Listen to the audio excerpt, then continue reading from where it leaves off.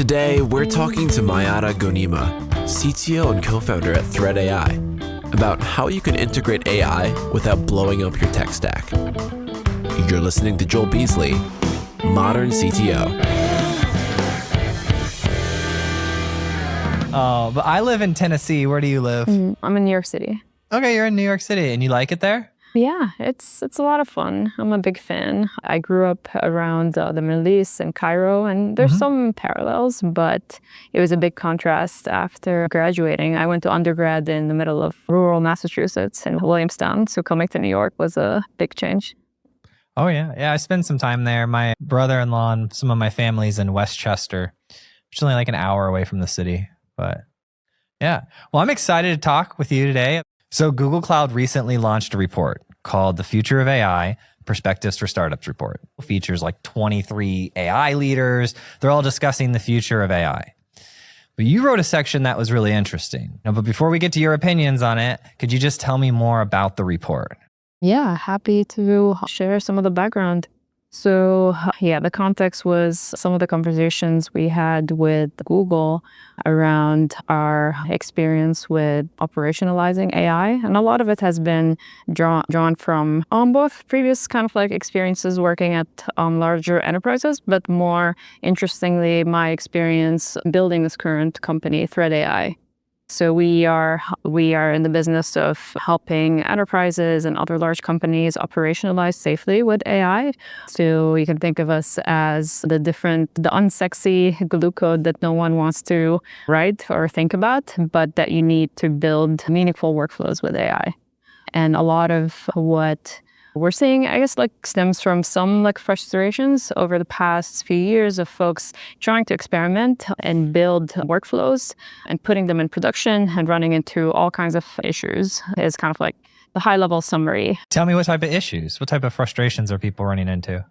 So yeah, I think there's a big explosion of tooling, almost like there's a lot of many different IKEA pieces that folks are forced to kind of play with, but we're seeing many cases where people have kind of done a few prototypes and have done kind of various different kinds of proofs of concept. But when they try to put a number of these workflows into production, they notice how things start falling apart. And there's many cases where a lot of the tooling doesn't make it easy for folks to embed AI safely into their existing stacks. So companies have already invested in various different portions of the stack. So in their data layer, in various state machines and gateways, and a lot of kind of the more recent tooling was pushing for kind of a new paradigm of AI applications, which is pretty challenging. But I think the way we think about it is, and our stance has always been that AI is never a workflow in and of itself, but is always part of a workflow. So how can you think about intentionally embedding AI into existing systems, which may be legacy or some are more modern, but you don't have to basically blow up your entire stack or redo your entire infrastructure in order to take advantage of some of the advancements in AI. I want to blow it up. If you can afford it, go. No. It sounds expensive. And then you're doing this as consultants type? I mean, people when an enterprise, they want to get into this AI, they want to do this. We're actually not in the consulting space. We're actually a platform. So we do offer our product comes in the form of SDKs and APIs, and then we have also the UI, the observability component, and also low-code, no-code builder components. And the goal is to always kind of if even in the initial phases, if you are prototyping with a customer and there are any kind of consulting or custom code, our philosophy is you always have to fold it back into product primitives so that you don't end up with these very niche solutions. And if there is obviously some level of data transformation or customization level, we always push that back to the customers who will own kind of that custom code. But ultimately, everything runs on a platform. Okay, and the platform is Thread AI. So the platform is called Lemma, and the company is Thread. Yep. All right, so the company's called Thread AI, and the platform is called Lemma. Yep. Lemma. Okay, very cool. Now, what do you think the most controversial take that you have is on the future of AI? There's a few, but Again, a lot of it stems from our unique experience, seeing kind of like the proliferation of these different tools, where there's almost like too many tools that don't solve kind of like an overarching problem. So there's many different kind of like smaller components of the value chain that folks are kind of like left trying to stitch together or trying to kind of like make sense of that in one cohesive system. But we think a lot of these tools are slowly going to go away.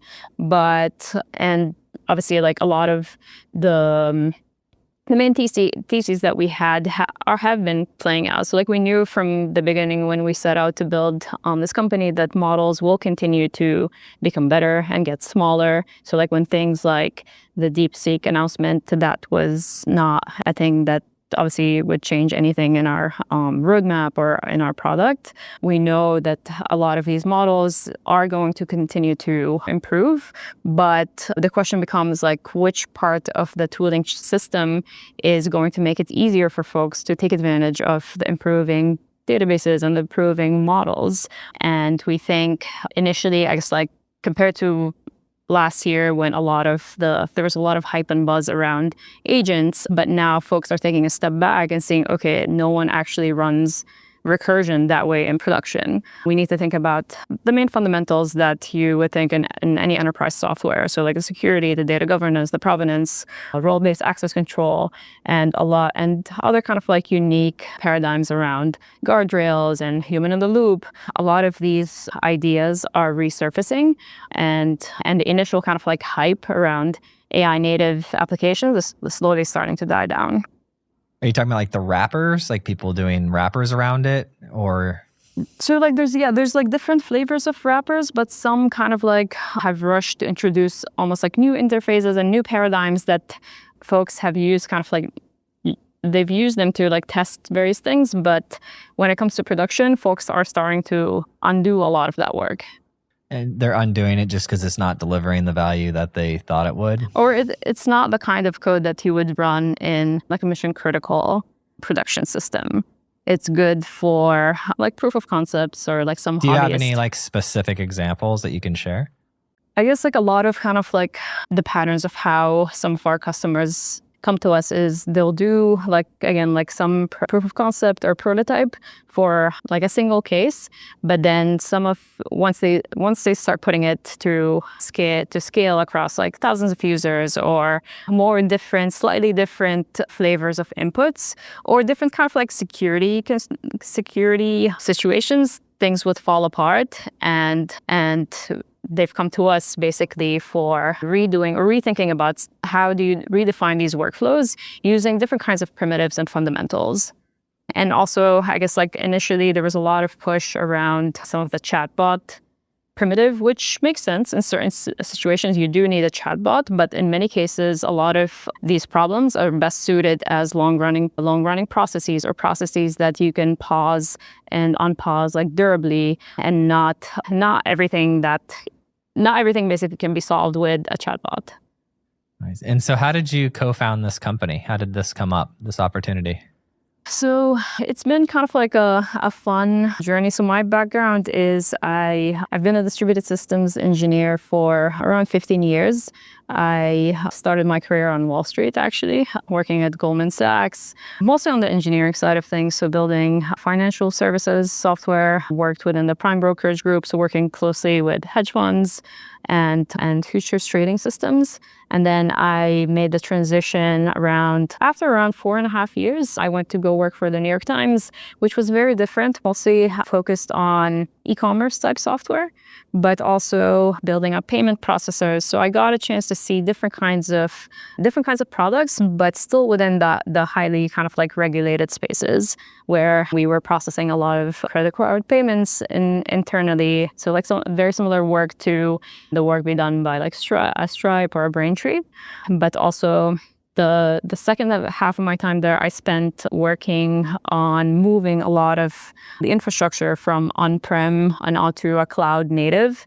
So I got a chance when I guess like some of the cloud primitives were still earlier on to spend a lot of time with that infrastructure. And it wasn't until, again, also the joke is every 4.5 years. So after 4.5 years, that's when I made the transition into ML and ML and AI space. I wanted to see how I can break away from the e-commerce domain and be candidly like anything ML AI adjacent. In 2019, it felt like that space was going somewhere. And basically, I took a step back. I was considering a few positions, I think at the time, pretty interesting offers from Spotify and Squarespace, but the Palantir sales pitch was very compelling. And that's when I joined Palantir 2019, where I met my now co-founder. So at Palantir, I was hired to build a real-time inference engine. So very similar work to AWS SageMaker live deployments. And I got to spend a lot of time working with Department of Defense and the CDC and other regulated spaces, mostly within the ML ops space. So building things like model training, model inference, and model evaluation. And me and my co-founder spent a lot of time working together. She was leading product and I was leading the engineering side of things. And together we grew the team from like 3 people to over 30 people. And we left in spring of 2023 to found this current company, which is very different from what we built at Palantir. And you can think of it as the sequel. So at Palantir, we spent a lot of time building the fundamental infrastructure around the model lifecycle. So like how do you build it? How do you train a model? How do you save it? How do you deploy it and containerize it? And after leaving Palantir, we spent a lot of time kind of like researching the market and seeing now that you have these different models and you can assume these models will continue to pop up. What do you do? How do you build meaningful automations that may or may not use models? And how do you safely operationalize AI, generative or non-generative, and help businesses build meaningful applications? And in some cases, redefine how they do business. In other cases, replace like certain processes that are not very efficient or augment certain processes. And tell me a little bit more about the work that you're doing with Google. So Google has been a wonderful partner to us. We initially actually were connected much earlier on. Like we knew our strategy has always been to be multi-cloud and as an infrastructure company. But earlier on, one could say maybe it was a controversial take. Before even finding product market fit, we invested in making sure that we are not just running on one cloud and started kind of like redefining some of our stack so that we can build with Google and take advantage of some of the best-in-class Google primitives and SDKs and infrastructure. So we were introduced through the Springboard program and we started basically building a lot of our primitives there and then offering it on the Google Cloud Marketplace. So for some of our Google Cloud customers who have committed on cloud spend, they can simply purchase our product through the marketplace. What I've uniquely enjoyed working with them is they get it for startups. Obviously, they see all kinds of startups and our needs as a workflow automation engine is very different from some of their other startups who are foundational model shops. Their need, for example, their acute or P0 needs are mostly things like GPU access versus our needs, which are very different. And also we will have different kind of like usage patterns and hence different commit spend. And what's your role versus your co-founders? Like, how do you define those responsibilities? So we're fortunate in that both of us actually have engineering backgrounds. So my co-founder, Angela, but we both come from an engineering background, but very different, where she focused mostly on the data side of things and some of the AI and ML and the math and the theory more than I did from my background. My background has mostly been distributed systems and more systems and infrastructure focused. But the way we've worked, even at previous places like Palantir, she was leading product and I was leading engineering, which has been kind of like a nice split. Obviously, in an infrastructure company, there's a lot of overlap. But the way we like to, obviously, when the company started, we spent a lot of time working together and a lot of different things. But now there's way too many threads where we can't both be in the same thing at the same time. But there is a nice split of, obviously, there's like a lot of sales and operational work and legal and outreach and recruiting, and there's also product and engineering and infrastructure. So I would say we try to split things evenly, and like we both go in and out of operational things. But the goal is, as we scale up, we do less and less operational work and continue to focus on product and infrastructure. So she will drive a lot of the work with design and customers, and I will focus on basically a lot of the engineering and architecture and infrastructure. We had a related question from somebody that listens to the show. They listened to Meg's episode and then they wrote in, and I thought the question aligned well with you because your role as CTO, is that correct? Yes, that is correct. Yeah. So can I read you the question and we could try to figure out what the question really is, and then we can try to answer it. Is that okay? Sounds good. All right. So there's a lot of questions there. Let's start with the beginning. I'll break it down a little bit. CTO role definition for early stage startups. What should CTOs be doing in early stage startups? I think the CTO role isn't too different from the traditional T-shaped skills role, but maybe there's a lot more emphasis now on the breadth. But you still have to have a core technical competency, whether it is in deep infrastructure or AI if you're a researcher, or pure backend or on front end. There needs to be at least one technical path that obviously you have mastery of, but at the same time, the expectation now is you can step in and out of different levels of implementation detail. So, and that's something that we pride ourselves is obviously like we're only 13 people now. Things are going to change. But even when we led groups, so like internal teams of 30 or cross-functional projects that spanned maybe 50 people, the ability to step into every single line of code, but also all the way up to explain the problem space to non-technical users is critical. Obviously, the path to CTO and the experience of each CTO is very different and unique, especially if there are some folks who haven't come from a traditional technical background, but at least for us, and especially for attracting the kind of talent that we want to attract, people want to see that the founders actually know the code or can step into different RFC reviews or architecture design. Obviously, like as we grow, there's going to be less time to know every code base. But for the current size, I think a bar that I hold for myself is if there's a production issue, like I should still be able to diagnose it and go in like if hell broke loose and like there's no one left in the company, you can still push the feature out or fix the issue. And obviously there are ways to scale yourself and split the responsibility, but being able to diagnose and know where things are or know what kind of questions to ask to unblock any kind of like unknown. So basically an ability to know the unknown unknowns and within the scope of your company, obviously. And for context, what's the current size of your company? So we're 13. Okay. So you guys are like brand new, making it happen. Yes. Yes. Cool. Because that changes when you hit like 1,000. Exactly. Right? Yeah. It's a completely different. Yeah. Yeah.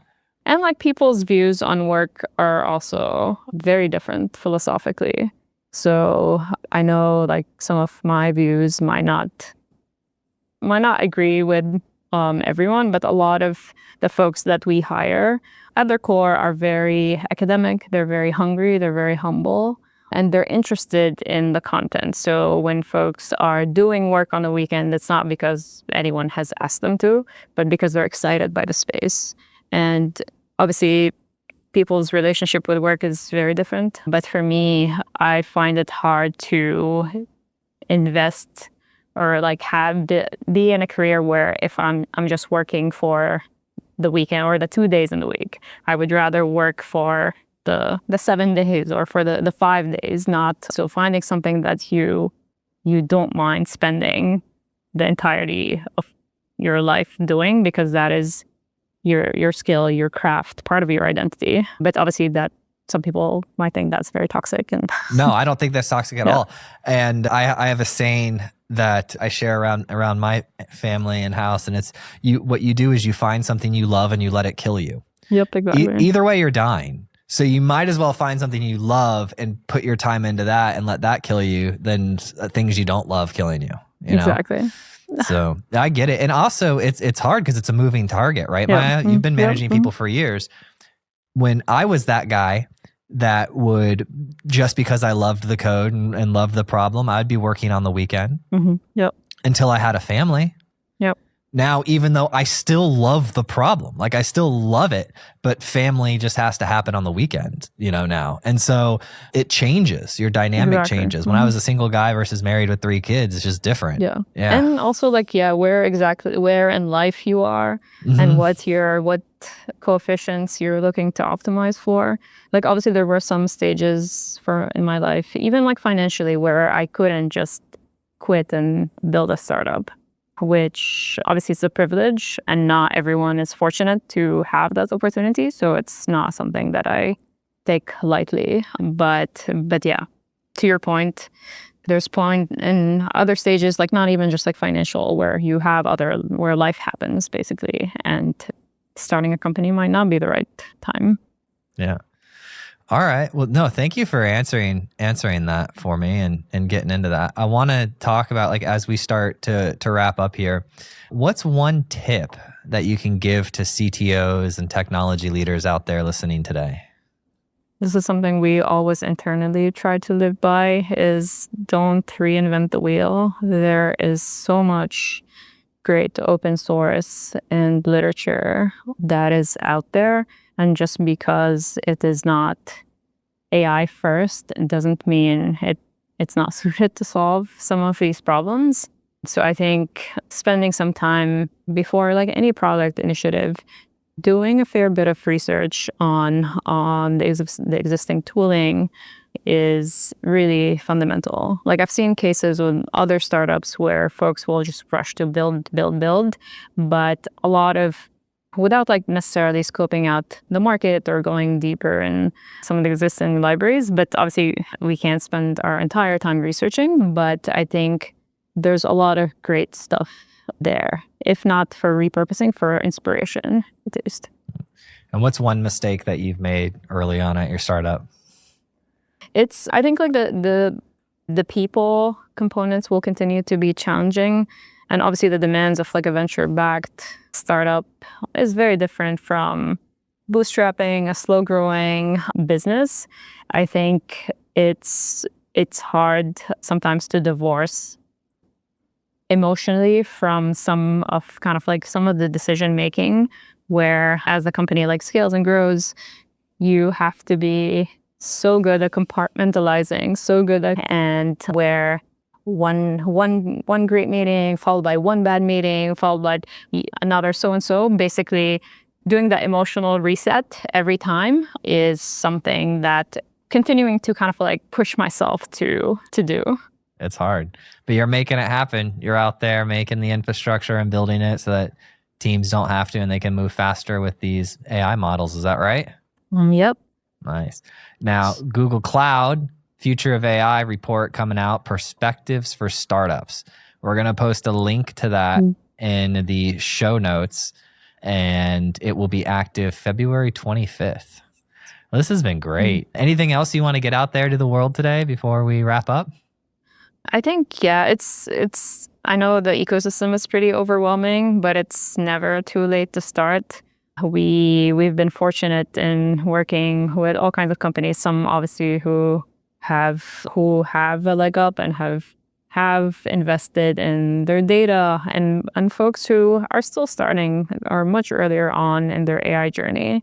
And I think both have been equally rewarding experiences. For us, our mission is to democratize this kind of infrastructure and like help level out the playing field.